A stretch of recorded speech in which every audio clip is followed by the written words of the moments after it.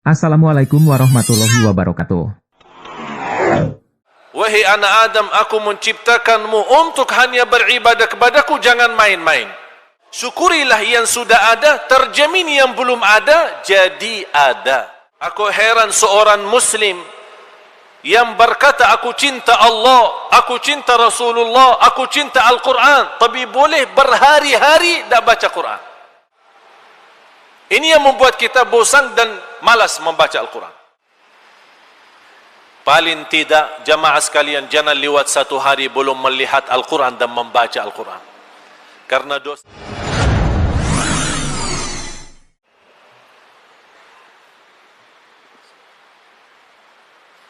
Bismillahirrahmanirrahim. Assalamualaikum warahmatullahi wabarakatuh. Alhamdulillahi rabbil alamin.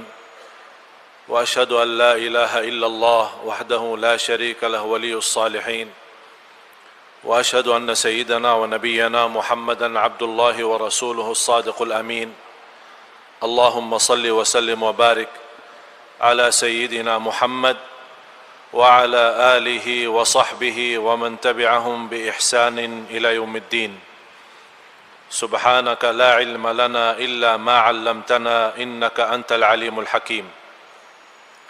Maha suci Allah, Maha suci Allah, saya tidak memiliki ilmu apa-apa, hanya saja apa yang diberikan oleh Allah subhanahu wa ta'ala. Hadza min fadli Rabbi. Ma'asyiral muslimin, jamaah Masjid Al-Irsyad, bapak-bapak, ibu-ibu yang dimuliakan Allah subhanahu wa ta'ala. Waktunya singkat dan tema yang diminta luar biasa. Bagaimana supaya tema ini menjadi singkat dan padat? Karena azan Isya 6.40 ya. Berarti kurang lebih 20 menit. Mudah-mudahan 20 menit bisa menjadi bermanfaat. Membahas tema ini memang tidak cukup. Jujur saja, satu hari pun tidak cukup. Apalagi dalam kondisi umat saat sekarang. Ummatul Quran, tapi jauh daripada Quran. Pertama ayat yang diturunkan oleh Allah subhanahu wa ta'ala, Iqra bismi rabbikal ladzi khalaq. Bacalah. Kita umat baca, tapi menjauh daripada bacaan. Apa yang dibaca? Al-Quran. Allah menyembunyikan dan merahasiakan banyak, dan demi masa ke masa, waktu ke waktu, nampak dan muncul rahasia dan kemuliaan dan kemujizatan Al-Quran dari segala ilmu. Kullul ulumi tafi'u wa tarji'u ila Al-Quran. Semua ilmu yang ada di dunia ini kembali kepada Al-Quran. Dan apa yang terisi dalam Al-Quran dikumpulkan secara total ada di dalam suratul Fatihah. Barang siapa yang memahami suratul Fatihah, dia mampu memahami isi Al-Quran. Dan hakikah Al-Fatihah itu hanya dalam satu ayat, Iyyaka na'budu wa iyyaka nasta'in. Imam Ibnul Qayyim, karena orang yang memahami Al-Quran, membuat sebuah kitab 2 jilid hanya membahas Iyyaka na'budu wa iyyaka nasta'in. Madarijus salikin fi manazil Iyyaka na'budu wa iyyaka nasta'in. Karena terwujud kita hakikahnya untuk hanya semata-mata beribadah kepada Allah. Sebagaimana di hadis yang qudsi yang dihasankan, walaupun sebagian ulama mendhaifkan, tapi kita mengambil makna yang tidak bertentangan dengan isi Al-Quran. Ya ibna Adam khalaqtuka li'ibadati fala tal'ab wa dhamintu laka rizqa fala tat'ab. wahai anak Adam, aku menciptakanmu untuk hanya beribadah kepadaku, jangan main-main. Mohon maaf jamaah sekalian, kita terlalu main-main dalam ibadah. Wahai anak Adam, aku menjaminkan rizkimu, jangan capek. Rizki ini sudah dijamin tapi kita capek, pusing, stres. Stres kan? Ada yang stres? Angkat tangan. Semuanya stres. Sehat, stres. Sakit, stres. Kaya, stres. Yang miskin, apa lagi? Yang beristri, stres. Yang belum beristri, stres. Yang sudah punya anak dan keturunan, pusing dan stres. Yang tidak punya keturunan, stres. Karena kita tidak pandai mensyukuri apa ada. Ushkuril mawjud ya'tikal mafqud. Syukurilah yang sudah ada, terjamin yang belum ada jadi ada. La in syakartum, salah satu bukti kita mensyukuri nikmat Allah dijadikan kita sebagai umat Nabi Muhammad, ummatul Quran. Tanda syukur kita terhadap nikmat itu memperhatikan Al-Quran. Kita malu jamaah sekalian. Sejak saya datang ke Indonesia, dengan izin Allah dan kemudahannya, hampir 95% sudah habis Indonesia. Dari Batu Nol Sabang sampai Batu Nol Maruki, Kalimantan seluruhnya, Jawa seluruhnya, Sumatera apa lagi. Tinggal hanya kita berdalaman di daerah Irian Jaya, yang insya Allah rencana saya ke Irian Jaya sepenuhnya beberapa minggu sampai 1 bulan di Irian Jaya. Saya bertemukan memang ternyata betul yang saya belajari dulu waktu saya masih SD di Madinah. Saya mempelajari Indonesia negara yang terbesar Islam. Begitu saya datang melihat, habis saya keliling Indonesia, memang betul umat Islam yang terbesar sedunia, penduduknya Islam, Indonesia. Di sini saya bangga, tapi di sisi lain saya sedih. Kenapa? Karena saya bertemukan umat Islam yang terbesar tak bisa baca Quran. Indonesia. Malah saya pernah bertemu seorang yang tak kenal Al-Quran, Muslim tapi tidak kenal Quran. Saya menhadiahkan di salah satu hutang di Kalimantan, saya hadiahkan Al-Quran, saya punya saya Quran. Seorang tua barangkali umurnya 70 atau 80. Saya kasih hadiah Al-Quran. Dia bertanya, ini apa? Saya bilang Quran. Apa itu Quran? Apa yang saya jawab? Saya minta ya Allah kasih petunjuk. Apa yang saya jawab? Ini perlu berapa tahun ceramah supaya dia tahu apa itu Quran. Bagaimana ya Allah saya jawabkan ini orang supaya dia tahu apa itu Al-Quran? Allah SWT memberikan petunjuk. Saya baca surah Al-Fatihah. A'udzubillahi minasyaitanir rajim. Bismillahirrahmanirrahim. Alhamdulillahi rabbil alamin. Belum saya lanjut, ini Al-Fatihah. Oh, tahu nanti Al-Fatihah? Malah hafal dia surah Al-Fatihah. Bismillahirrahmanirrahim. Yasin wal Qur'anil. Ini Yasin. Hafal enggak? Hafal. Hafal Yasin tapi tidak pernah tahu apa itu Quran. Dan alhamdulillah ayat yang kedua, wal Qur'anil hakim. Ini menjadi merupakan sebenarnya satu mukjizat. Walaupun saya sedih ada seorang muslim tidak kenal Al-Quran, tapi di sisi lain Allah tunjukkan kemukjizatan. Orang pun tidak kenal Al-Quran bisa hafal. Buktinya hafal. Hafal Al-Fatihah, hafal surah Yasin, hafal surah yang lain. Orang belum tentu bisa bahasa Arab tapi hafal Quran. Nada suaranya bisa pun bagus dan indah, kita nikmati mendengar suaranya. Dia tidak mengerti isi Al-Quran sama sekali tapi hafal. Ini merupakan mukjizat. Tidak ada ummah dan tidak ada ulama, tidak ada manusia yang bisa dan mampu menghafal Taurat, Injil, Zabur, apapun buku-buku selain umat Nabi Muhammad diberikan kemudahan bisa menghafal Al-Quran. Ini merupakan nikmat yang semestinya kita menggunakan nikmat itu supaya kita menjadi keluarga Qurani. Karena mudah. Sesuai janjian Allah, وَلَقَدْ يَسَّرْنَا الْقُرْآنَ لِلذِّكْرِ فَهَلْ مِن مُدَّكِرٍ. Kami telah memudahkan. Indahnya bahasa Arab.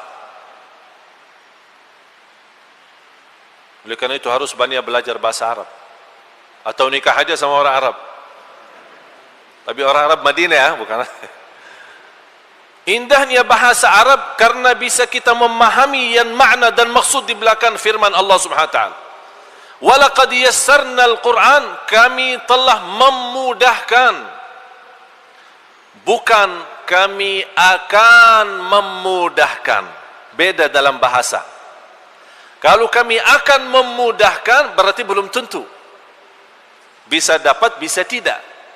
Tapi kami telah memudahkan, ini terjamin mudahnya baca Al-Quran, terjamin mempelajari Al-Quran, terjamin hafal Al-Quran. Fahal min muddakir, siapa yang ingin hafal, siapa yang ingin belajar, siapa yang ingin mendalami Al-Quran, dapat kemudahan. Berarti Allah sudah menjanjikan kemudahan sebelum kita bergerak untuk berupaya mendalami Al-Quran. Kalau ada seorang berkata Al-Quran sulit atau susah, berarti dia tidak percaya sama Allah. Dia tidak percaya.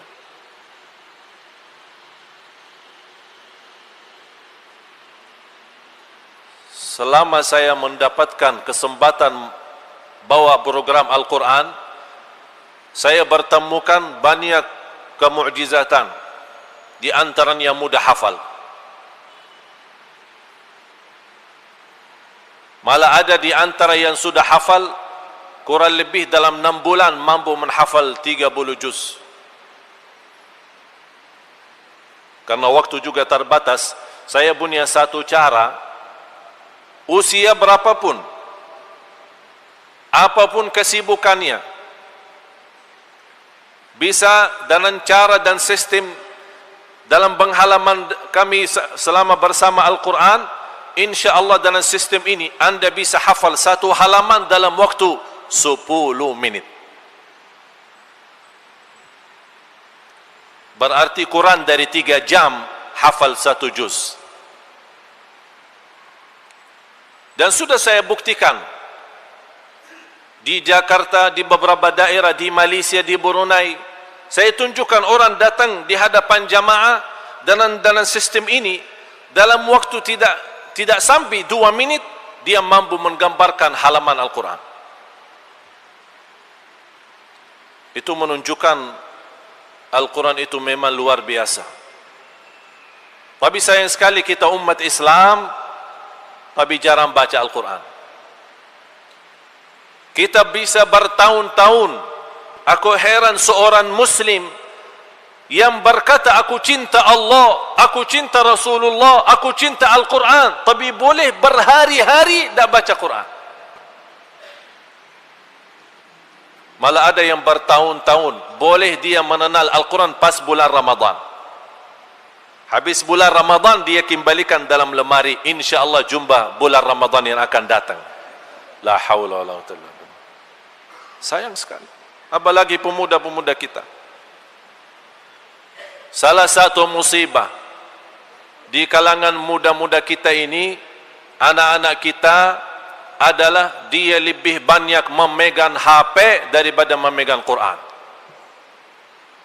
Dan saya pernah bersumpah dan berani bersumpah di sini, kalau kita kembali memegang Al-Quran sebagaimana kita megang BlackBerry kita, HP kita, saya jamin 1 tahun hafal 30 juz.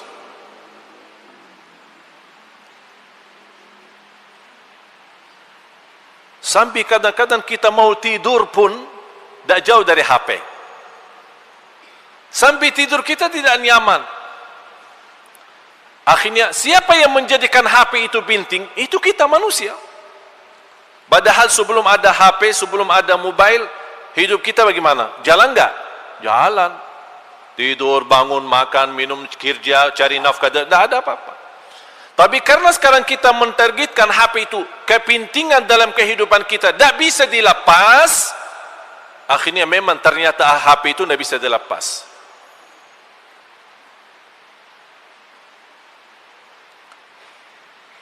Jamaah sekalian yang dimuliakan Allah Subhanahu wa taala. Saya tidak perlu menyampaikan apa keutamaan Al-Qur'an. Karena saya yakin Anda semua tahu Al-Quran menjaminkan syafaat, Al-Quran menjaminkan keselamatan, Al-Quran menjaminkan kebahagiaan. Barang siapa yang ingin berbicara sama Allah, jagalah salat. Dan barang siapa yang ingin mendengar Allah berbicara, bacalah Al-Quran.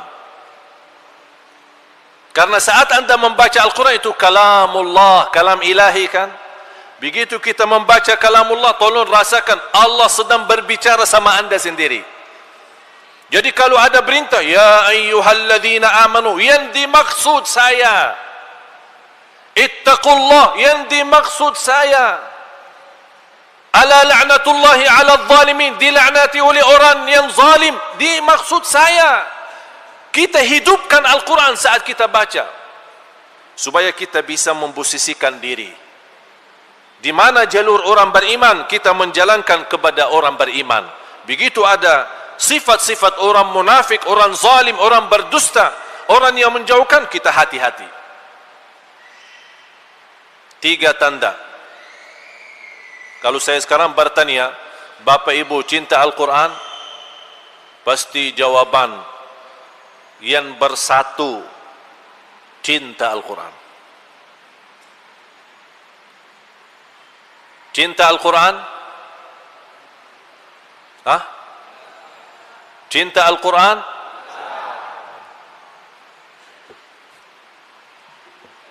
Cinta. Bisa lebih keras lagi? Cinta Al-Quran?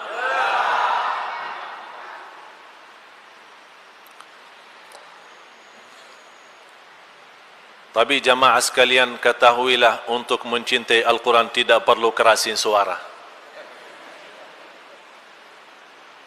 Karena tidak datang hari kiamat, ya Allah aku cinta Al-Quran, tapi tidak pernah baca Quran. Itu tidak ada arti. Tapi ada 3 tanda. Kalau Anda mau tahu diri cinta Al-Quran, ini, koreksi 3 tanda ini. Yang pertama, kathratu qiraatihi bila malal.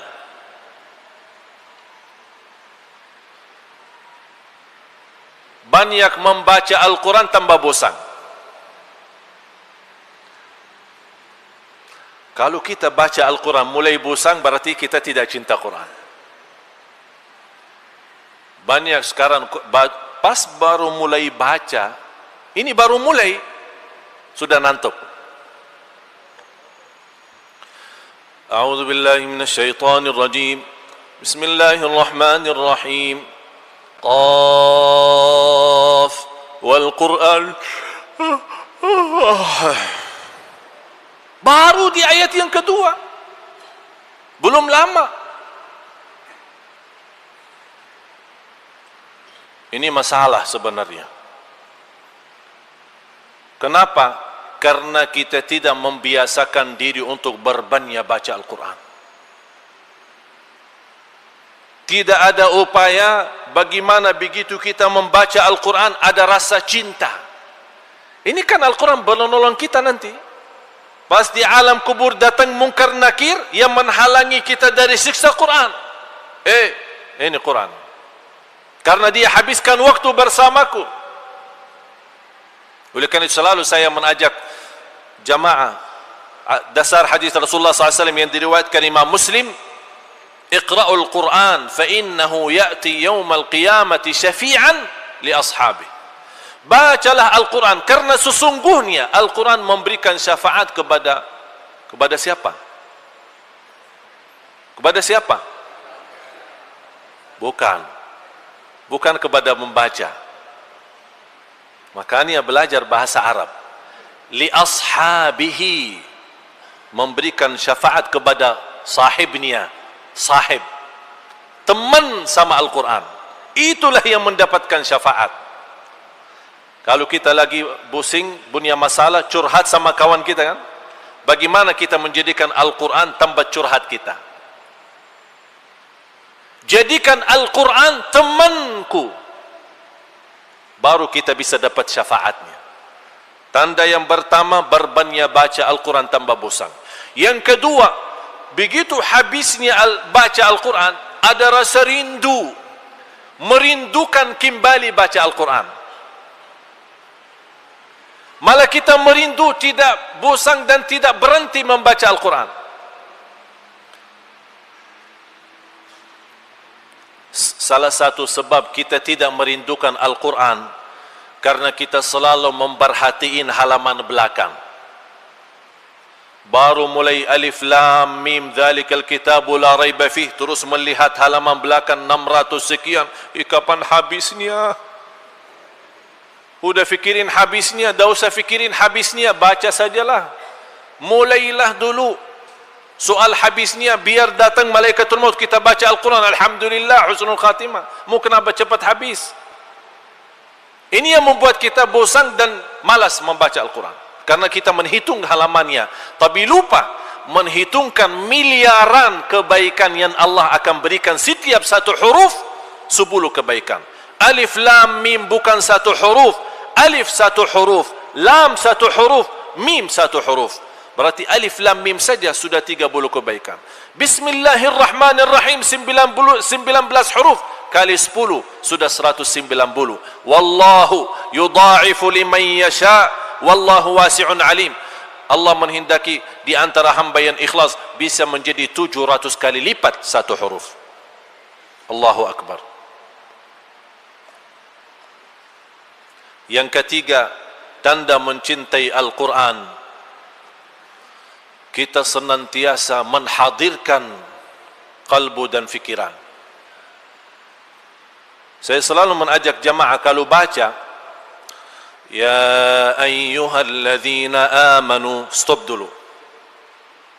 Stop. Kata Abdullah bin Mas'ud radhiyallahu an, idza sami'ta qaula Allah ya ayyuhalladzina amanu fa'ar'iha sam'ak fa innaha imma amrun tu'maru bih aw nahyun tunha an.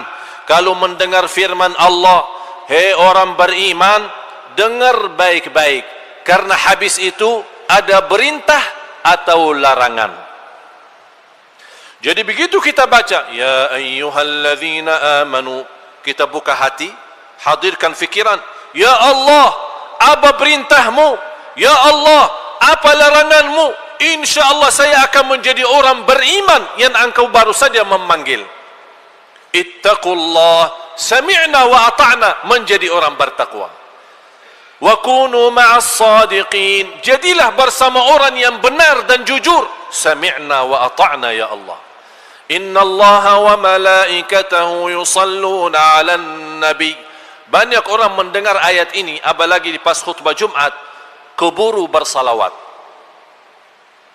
Inna Allaha wa malaikatahu yusalluna 'alan nabi. Banyakkan juga sallallahu alaihi wasallam. Allahumma shalli wa sallim. Belum. Sabar. Ini baru berita, belum ada perintah. Jadi kalau kita mendengar berita Allah memberikan karunia bagi Nabi kita Nabi Muhammad sallallahu alaihi wasallam, Inna Allaha wa malaikatahu yusalluna 'alan nabi, apa yang pantas kita ucapkan di saat itu? Alhamdulillah. Alhamdulillah atas apa? Kemuliaan yang didapatkan oleh Nabi kita Nabi Muhammad SAW.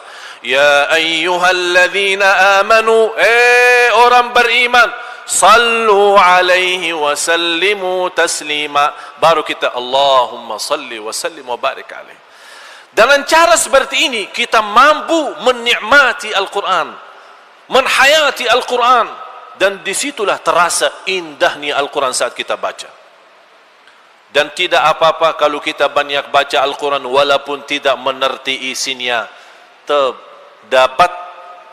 dapat pahala bacaan kita.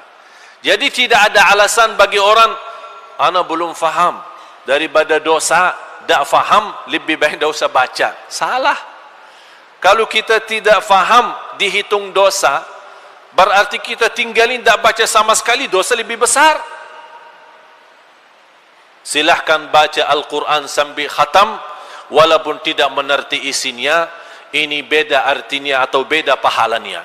Kalau kita baca sama memahami isinya, pahalanya jauh lebih besar. Tapi kalau kita baca tanpa memahami apa-apa, tetap mendapatkan satu huruf 10 kebaikan. Orang-orang yang tak bisa membaca, alasannya buta huruf, atau tidak pernah belajar membaca Al-Quran, takut salah, atau dia bisa baca tapi kaku maku ya. Apa bahasa? Kaku maku ya? Ya? Terbata-bata ya, kaku maku. Kalau kita masih belum lancar dalam bacaan, jangan khawatir. Tidak kelancaran dalam bacaan itu bukan dosa, malah justru jadi pahala. Sebagaimana hadis Rasulullah sallallahu alaihi wasallam, "Walladzi yaqra'ul Qur'an wa yatata'ta'u fihi." Faham yatata'ta'u? Coba Bapak Ibu, yatata'ta'u. Yatata'ta'u. Ucapkan yatata'ta'u. Bahasanya juga agak sulit kan? Yatata'ta'u. Artinya orang yang baca Al-Quran masih sulit dalam bacaannya, banyak keliru, banyak salah, falahu ajran, 2 pahala. Kenapa ya Rasulullah dijanjikan 2 pahala? Satu, karena dia mau baca. Yang kedua, kesulitan saat dia menghadapi dalam bacaannya dihitung pahala. Jadi upaya usaha pun dihitungkan sebagai pahala. Bapak Ibu jamaah sekalian, banyak yang perlu kita belajari. Tapi saya harapkan semua kembalilah merubahkan keadaan kita sama Al-Quran. Sebagaimana saya jelaskan tadi, banyak hal yang perlu kita belajari terhadap Al-Quran. Karena kita malu sebagai umat Nabi Muhammad sallallahu alaihi wasallam, ummatul Quran, tapi kita tidak, paling tidak menjadi orang yang senantiasa baca Al-Quran. Dan Ahlul Quran terkumpul dalam 4 sifat. Sebelum saya jelaskan bagaimana supaya kita mendapatkan keluarga Al-Quran, ada beberapa hal yang perlu kita perhatikan. Sebelumnya saya akan jelaskan Ahlul Quran. Karena Ahlul Quran nanti akan mendapatkan keistimewaan nanti di hadapan Allah di hari kiamat.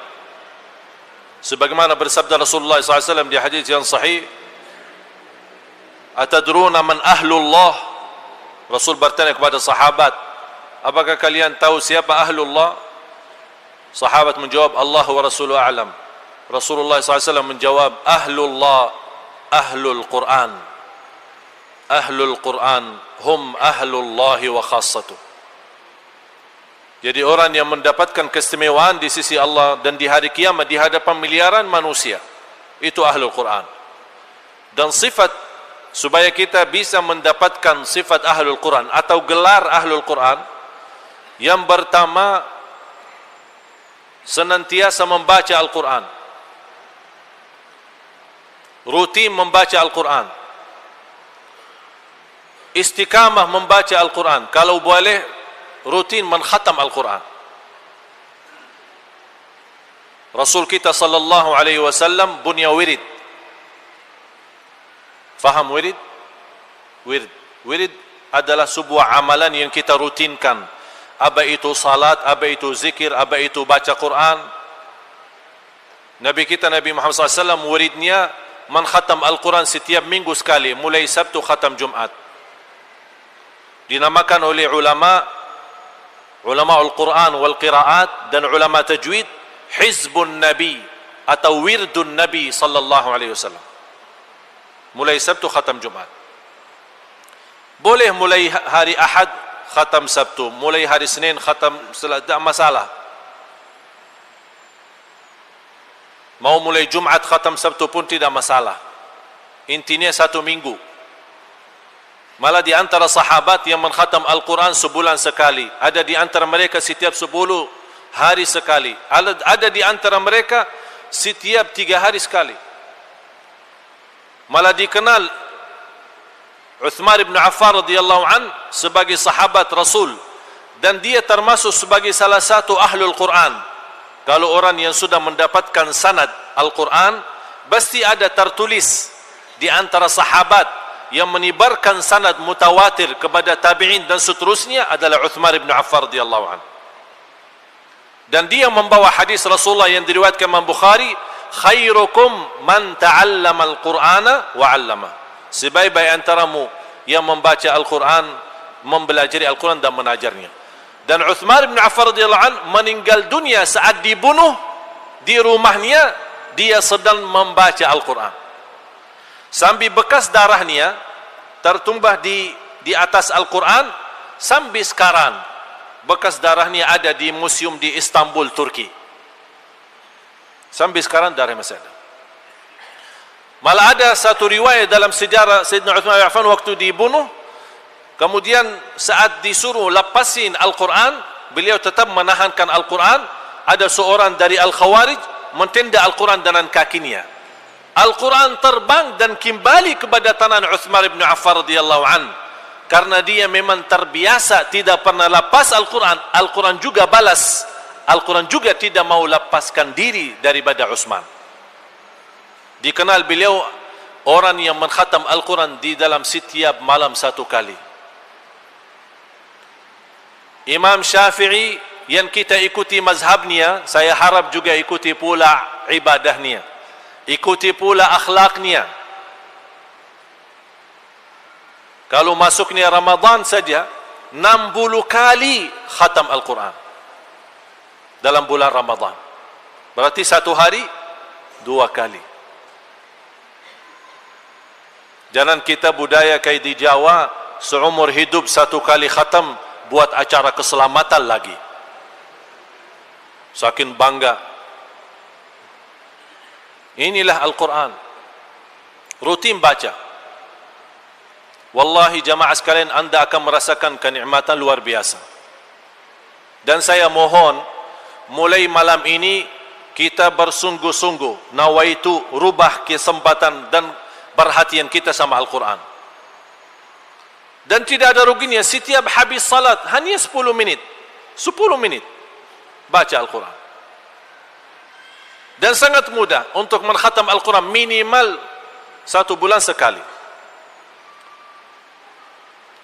Saya mencoba Ramadan yang lalu, walaupun padat dan kesibukannya luar biasa, acara di mana-mana, berupaya saya membayangkan bagaimana Imam Syafi'i mampu mengkhatam Al-Quran dalam Ramadan itu 60 kali.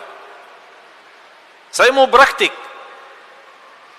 Kalau di waktu kita di Madinah, paling nikmat baca Al-Quran. Kenapa? Karena kita i'tikaf. Kalau di Madinah dengan kawan-kawan kita, tak boleh bawa HP, tak boleh ada ngobrol dunia. Kalau masuk masjid udah sama Al-Quran. Pagi, siang, sore, malam. Apalagi kalau masuk 10 malam akhir, masing-masing kita khatam setiap hari, bisa 1 kali, bisa 2 kali.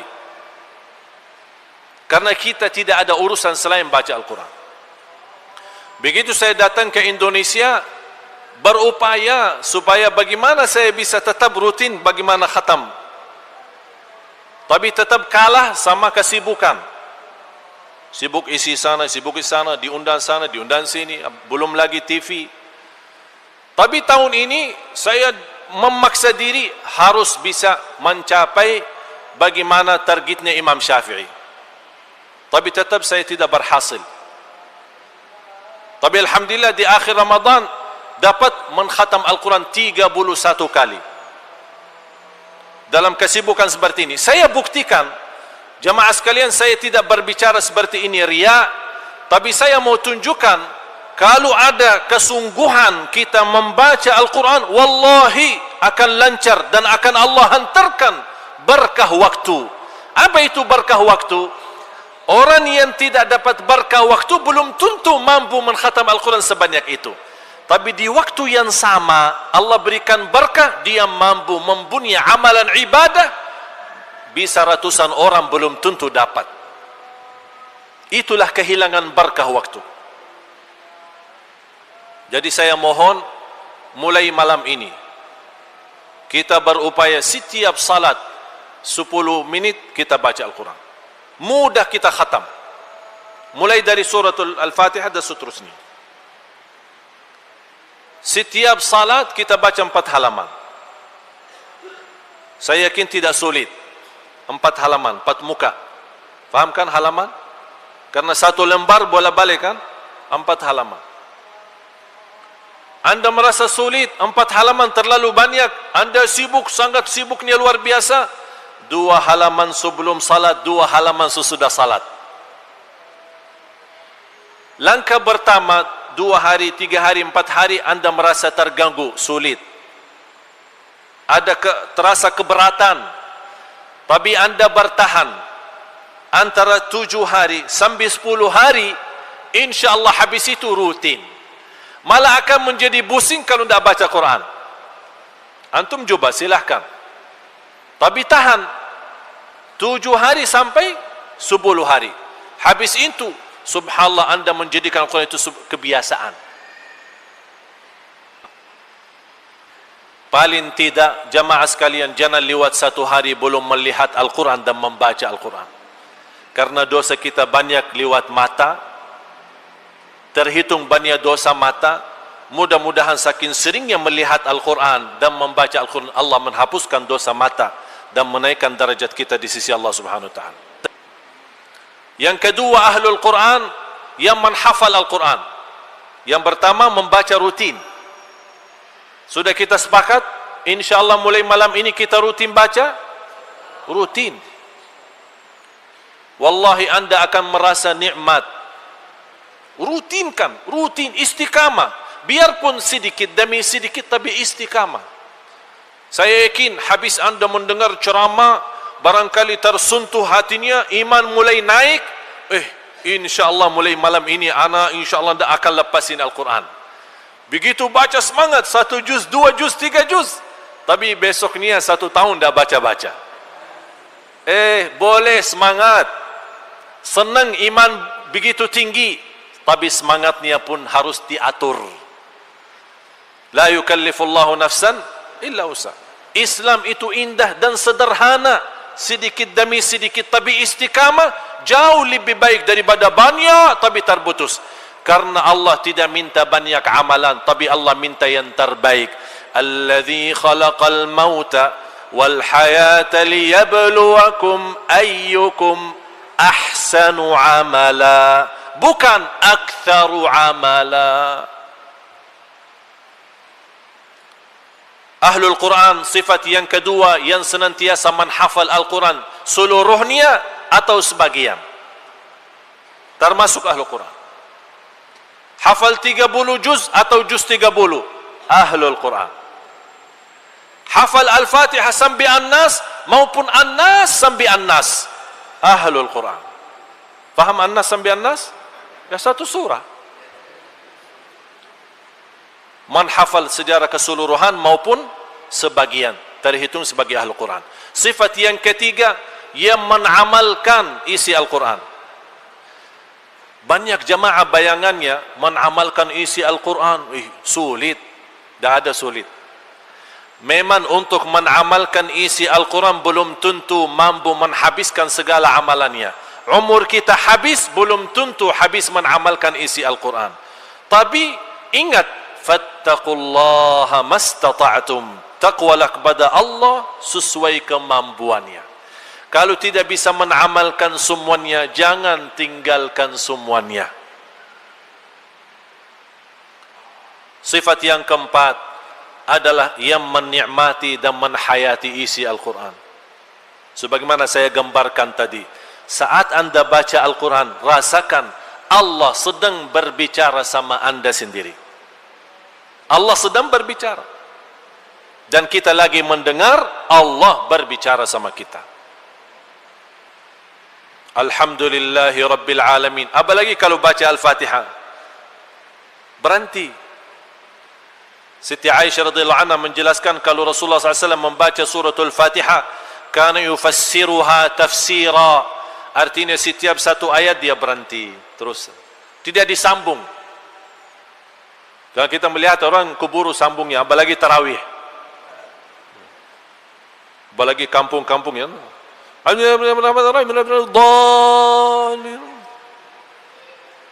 Kita tak tahu dia baca apa.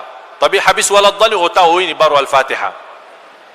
Apalagi alhamdulillah, an-na'im, an-na'im, an-na'im, alhaakumut takatsur. Saking cepat. Saya heran di Indonesia kenapa tarawih seperti ini. Seolah jalan-jalan ada pengumuman barang siapa yang cepat selesai tarawih dapat juara 1 ya. Namanya tarawih, saking panjang salatnya, nikmati. Tak usah panjang. Oleh karena itu ulama mengambil alih daripada panjang menjadi 11, tapi panjang rakaatnya, panjang bacaannya, dikurangi bacaannya tapi diperbanyak jumlah rakaatnya. Tapi orang yang belum faham tetap mensalahkan, yang 20 tak boleh, yang 11 harus. Sama saja boleh. Mau 11 boleh, mau 20 boleh, tidak mau tarawih sama sekali boleh. Kenapa dimasalahin? Jadi masalah, diributin setiap tahun. Sampai ada orang datang ke rumah saya, minta jalan keluar. Ini tarawih 11 atau 20. Ini satu pun urus, satu wakilnya. Tapi kayaknya beda alirannya. Harus 11. Rasul tidak pernah lebih daripada 11. Sebagaimana kata Siti Aisyah radhiyallahu anha, 11 di bulan Ramadan maupun di luar Ramadan. Betul, hadis ini sahih. Tapi Makkah dan Madinah 20. Masa selama ini Makkah dan Madinah sesat? Jadi sudah masuk neraka dong. Ribut di depan saya. Enti datang mau tanya atau mau ribut? Kalau mau ribut silahkan keluar. Atau mau bertanya, diam. Udah, tolong jelasin jalan keluarnya bagaimana. Begini saja. Kalau sudah selesai salat Isya, kasih pengumuman kepada jamaah. Mohon maaf Bapak Ibu jamaah masjid kami, tahun ini kita tidak ada tarawih di masjid kita. Udah, tutup masjid, selesai. Karena tarawih sunnah, tapi bersatuan kita wajib. Wajib lebih utama daripada sunnah. Udah selesai. Kenapa dipermasalahkan? Memang Rasul tidak pernah lebih daripada 11. Tapi sebelum kita membayangkan jumlahnya, jangan lupa caranya. Kata Siti Aisyah, "Fala tas'al an husnihinna wa tulihinna." Jangan bertanya indahnya salatnya dan panjangnya salatnya Rasul. 11 itu. Sampai satu rakaat 700 ayat. InsyaAllah kalau ada yang mau laksanakan 11 seperti Rasul, saya jamin tidak ada makmum di belakang kita. Mana yang bisa 701 ayat, 700 ayat satu rakaat? Oleh karena itu jamaah sekalian, kita menjalani agama, jangan saling mengingkari, jangan saling menyesatkan. Pemahaman agama itu sangat luas. Dan Rasulullah tidak pernah dipilih, ditawarkan dua hal, selalu Rasul mengambil yang termudah demi umatnya. Mana yang termudah? Termudah 11, jalanin 11. Yang termudah 20, jalanin 20. Demi kebaikan umat. Jadi menhayati, menikmati isi Al-Quran, sesuai yang saya gambarkan tadi, ini menjadi salah satu kita mendapatkan gelar Ahlul Quran. Yang terakhir, keluarga Qurani.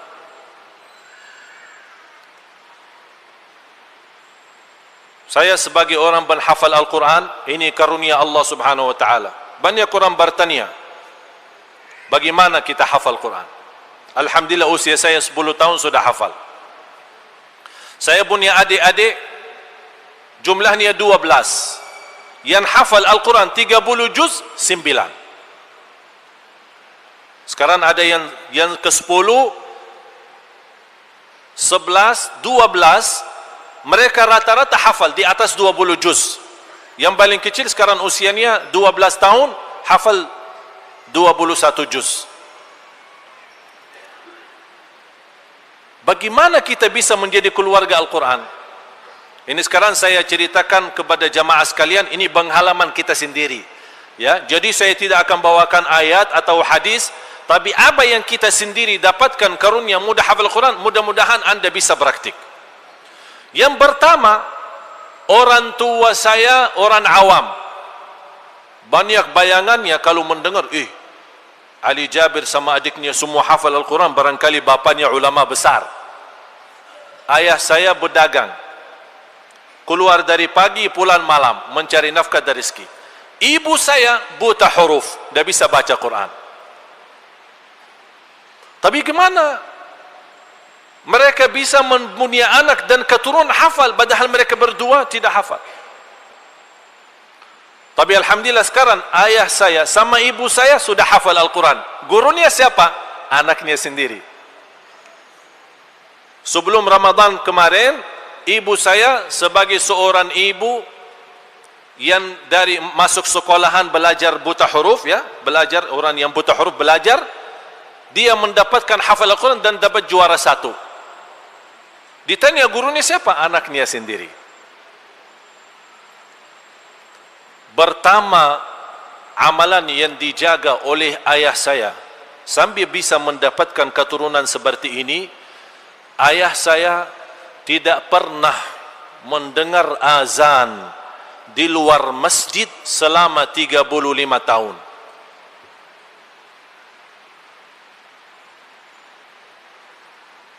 Bisa terbayang? Faham enggak?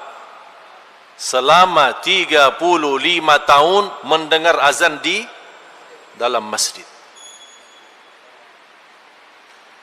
Jadi tidak perlu Allah manggil, dia sudah sebelumnya datang. Dan saya yakin salah satu rizki kemudahan dalam dunia kita, termasuk rizki mudah hafal Al-Quran atau keturunan Quran, kuncinya salat. Wa'mur ahlaka bis salati wastabir 'alaiha la nas'aluka rizqa. Jalankanlah ibadah salat, perintahlah keluargamu salat, dan wastabir, bukan wasbir. Ini sabar beda sama wastabir, ini lebih tinggi lagi. Jadi sabar atas sabar untuk menjalankan ibadah salat, karena banyak hal yang menghalangi kita. Dunia, kesibukan, harta, keturunan, alasan nafkah dan rizki. Orang sekarang berkata, iman mencari nafkah dan rizki kan ibadah. Nah ini salah satu. Wastabir 'alaiha la nas'aluka rizqa. Kami tidak minta rizki darimu. Nahnu narzuquk. Kami yang akan memberikan rizki kepadamu. Di antaranya kelancaran, kemudahan, dan kemudian keturunan salih-salihah dan hafal Al-Quran. Yang kedua, doa. Ma'asyiral muslimin, setiap anda salat, antara azan dan iqamah doa makbul. Ya Allah, jadikan kami dan keluarga kami ahlul Quran. Doa dan rasa rindu terwujud cita-cita itu, dan rasa bangga supaya tersebut nama kita maupun anak kita sebagai ahlul Quran. Begitu anda sujud, subhana rabbiyal a'la, subhana rabbiyal a'la, subhana rabbiyal a'la. Ya Allah, anakku ingin dijadikan ahlul Quran dalam sujud. Walaupun sebagian ulama fikih tidak membolehkan doa dalam sujud dalam bahasa selain bahasa Arab, tapi kalau di luar salat wajib boleh saja. Fad'u bima syi'ta. Rasulullah bersabda, berdoa dengan apa yang kamu mau, apa yang kamu bisa. Dan Rasul tidak menentukan bahasa. Silahkan doa apa saja, biarpun dalam bahasa sendiri. Jangan pakai bahasa Arab tapi tidak mengerti. Orang banyak doa bahasa Arab, menahan diri bahasa Arab, harus doa bahasa Arab tapi tidak mengerti. Inna Allah la yaqbalu du'aan min qalbin ghafilin lahin. Allah tidak menerima doa orang-orang yang lalai dalam doanya. Di antara kelalaian kalau tidak mengerti, ada orang diaminkan doanya, imam berdoa diamini doanya tapi tidak mengerti bahasa imamnya. Imam pun mendoa bahasa Arab, tapi kalau ditanya, ente faham enggak? Enggak, anak cuma hafal. boleh sekali-kali bahasa Arab dicampuri dalam bahasa kita, supaya orang begitu mendengar dia bisa menaminkan dengan hati, amin. Ya kalau yang umum-umum kita sudah faham, Allahumma ighfiril muslimina wal muslimat wal mu'minina, orang sudah faham. Rabbana atina fid dunya hasanah wa fil akhirati hasanah. Malah saya perhatiin kalau jamaah diimami seorang berdoa, habis salat ada seorang imam berdoa, diamini oleh jamaah, aminnya biasa-biasa saja. Amin. Amin.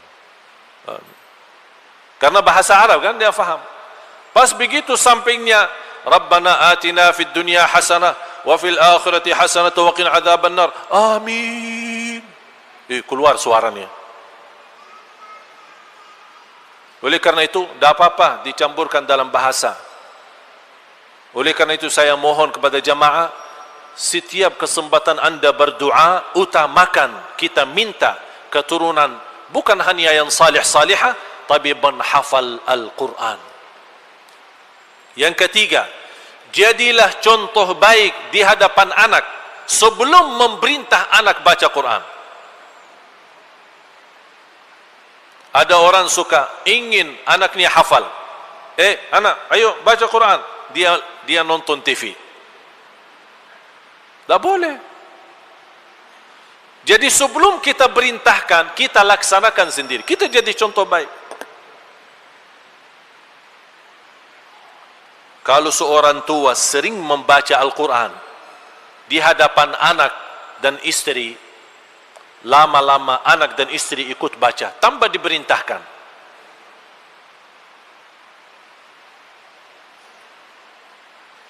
Yang keempat, kita perhatikan anak kita saat dia sukses, saat dia berhasil dalam menghafal beberapa juz maupun beberapa surah, kita harus menghargai, memberikan penghargaan supaya dia tahu orang tuanya walaupun tidak hafal tapi begitu antusias dan cinta Al-Quran. Anakku sudah sampai mana? Alhamdulillah ayah, sudah khatam juz 30.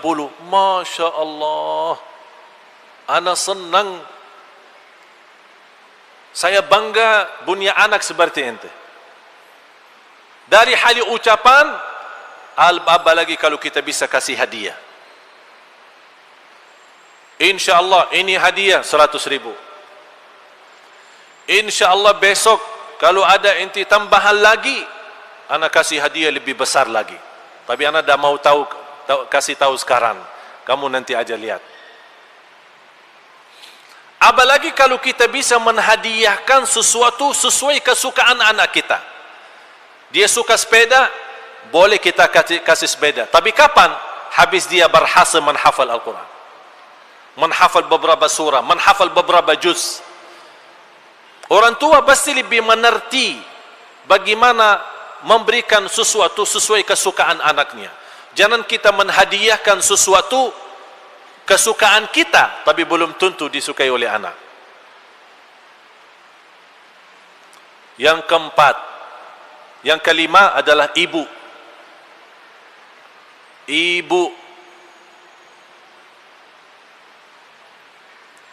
Saya pernah di Masjid Nabawi di halaqah Quran,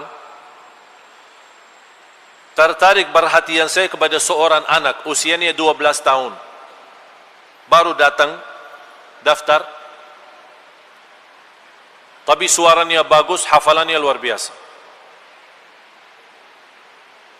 Begitu saya mau tes bacaannya, supaya kita kan daftar nilai ini nanti masuk ke grup A atau grup B atau grup C. Begitu saya setiap bertanya dia jawab, setiap bertanya dia jawab. Saya tanya juz 30 jawab, tanya Ar-Rahman jawab, tanya suratul Kahfi jawab, tanya suratul Baqarah jawab. Anak ente hafal enggak? Hafal 30 juz atau juz 30? Anak hafal alhamdulillah 30 juz. Ente semestinya tak perlu daftar, ente jadi guru. Coba tolong panggil ayahmu besok. Dibawa ayahnya. Ayahnya begitu saya lihat mohon maaf, biasa-biasa aja. Malah bekas bau rokoknya bisa dicium. Jadi bukan nampaknya sebagaimana apa ya, baki imamahnya atau jubahnya atau bercahaya karena kesalihannya, biasa. Malah biasa rokok lagi. Tapi bisa benar, saya tanya. Saya sambil saya jujur, mohon maaf, ana sebenarnya malu sebutkan. Tapi nampaknya ente biasa-biasa aja, kok anaknya seperti ini. Apa dia jawab? Ibunya. Ibunya ya luar biasa. Memang sebagaimana anda lihat saya, ya begini. Malah kadang-kadang ketiduran daripada salat. Ini bicaranya dia. Tapi saya punya istri, subhanallah.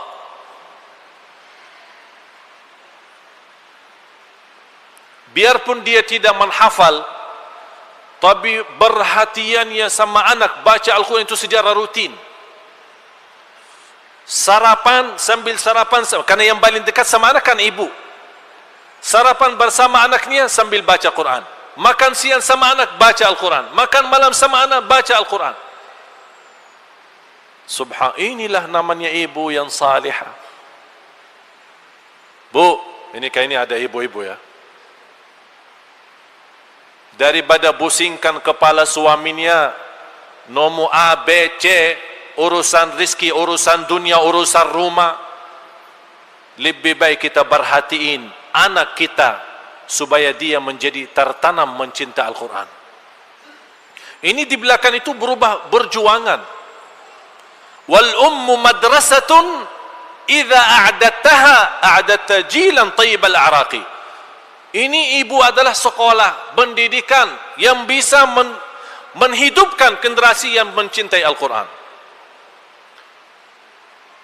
Jangan ibu-ibu berkata, kalau saya punya suami dulu yang baik, baru insya Allah saya akan jadi seperti itu. Banyak orang begitu. Kalau kita bicara sama seorang ibu, dia selalu berkata, suami yang bagaimana saya mendidik anak, suami saya tidak salat. Bagaimana supaya saya mendidik anak, suami saya aja tidak pernah baca Al-Quran. Udah tidak ada urusan sama suami.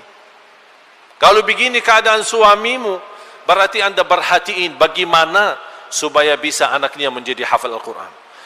Kalau kesalihannya anda tidak bisa menwujudkan menjadi suami salih, jadikanlah anaknya yang salihah. Jadi jangan jadikan alasan seorang kekurangan suaminya, istrinya juga ikut memiliki kekurangan. Harus kita bersama. Saya di sini tidak membela siapa-siapa, tapi begitulah salah satu perjuangan seorang ibu di dalam rumah tangga.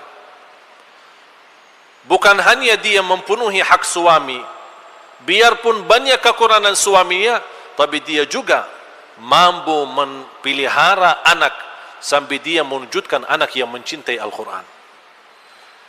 Sebagaimana seorang tetangga kita bisa menghafal sejarah sahabat, padahal usia mereka 8 tahun, 9 tahun. Tapi kalau kita bertanya sama mereka, siapa Abu Bakar As-Siddiq? Dia bisa menyebutkan sejarahnya dari lahirnya sampai wafat. Anak bisa menyebutkan sejarah Umar bin Al-Khattab dan perjuangannya. Dia bisa menyebutkan Sayyidina Uthman bin Affan. Dia bisa menyebutkan Sayyidina Ali bin Abi Talib dan sahabat. Kalau kita bertanya siapa yang dikenal hafal Al-Quran di antara sahabat, dia mampu sebutkan nama-namanya. Padahal usianya 8 tahun dan 9 tahun. Kenapa? Karena setiap malam dia tidur dipimpin oleh ibunya membacakan setiap hari satu cerita dan cerita sahabat Rasulullah. Sejak dia usia 2 tahun dan 3 tahun, 5 tahun, 6 tahun, anak itu bisa memiliki sejarah sahabat. Fantas anak yang seperti ini susah dirusakkan akidahnya dan ditipu, dikatakan sahabat itu tidak benar, atau sebagaimana tersebar di Indonesia, tersebar melaknati sahabat atau mencaci maki sahabat Dan banyak di tanah masyarakat kita yang tertipu dan mengikuti mereka karena salah cara mendidik kita terhadap anak. Tapi kalau kita kembali mendidik anak dengan baik, menanamkan cinta Al-Quran, menanamkan cinta sahabat sejak mereka kecil, bukan hanya kita berkata nama-nama sahabat disebutkan di salat tarawih kita, wa radhiyallahu an Abu Bakr wa Umar wa Utsman, hafal radhiyallahu an, hafal setiap tarawih, setiap rakaat. Tapi apa yang terjadi? Tetap orang tidak mengerti siapa sahabat, apa perjuangan sahabat, bagaimana Allah dan Rasulnya mencintai sahabat. Itulah yang ini menjadi tugas kita sebagai orang tua, terutama ibu. Memang ibu punya tugas yang luar biasa, jauh lebih besar daripada tugas bapa. Dan disitulah kelebihan kaum wanita yang Allah berikan keistimewaan di dunia dan di akhirat. Mudah-mudahan dengan apa yang saya sampaikan, dalam perjuangan kita bersama-sama, mudah-mudahan terwujud keluarga Qurani, perhatian Al-Quran, cinta Al-Quran, supaya kita benar-benar senantiasa bukan hanya mendapatkan keturunan anak cucu penghafal Al-Quran, insya-Allah kita juga termasuk orang penghafal Al-Quran.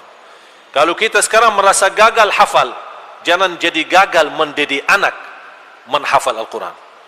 Tidak ada rugi kalau kita gagal tidak menghafal. Tapi kalau kita gagal tidak hafal dan gagal kita mendidik anak tidak hafal, berarti kita rugi besar. Tapi kalau kita sendiri gagal, tapi berjuang supaya anak, dan kita berkata terhadap diri, ya Allah, barangkali saya tidak hafal, tapi insya Allah saya akan berjuang sampai mati supaya anak dan cucu menghafal. Disitulah akan Allah balas. Anak nanti akan memimpin orang tuanya, sama-sama menjadi ahlul Quran. Nikmatnya luar biasa kalau Allah di hari kiamat memanggil mana anak yang sudah hafal Al-Quran dan dipanggil serta orang tuanya. Bukan hanya anak yang mendapatkan keistimewaan hafal Al-Quran, orang tuanya pun digabung mendapatkan berkah anaknya. Itulah namanya syafaat anak untuk orang tuanya. Mudah-mudahan senantiasa ilmu yang kita pelajari menjadi ilmu yang bermanfaat dan dikuatkan oleh Allah lahir batin, agar kita sama-sama mampu mengamalkan, karena ilmu nafi' diikuti dengan amalun salih. Mudah-mudahan apa yang saya sampaikan bermanfaat. Terima kasih atas perhatiannya. Kurang lebihnya mohon maaf. Wallahu ta'ala a'lam.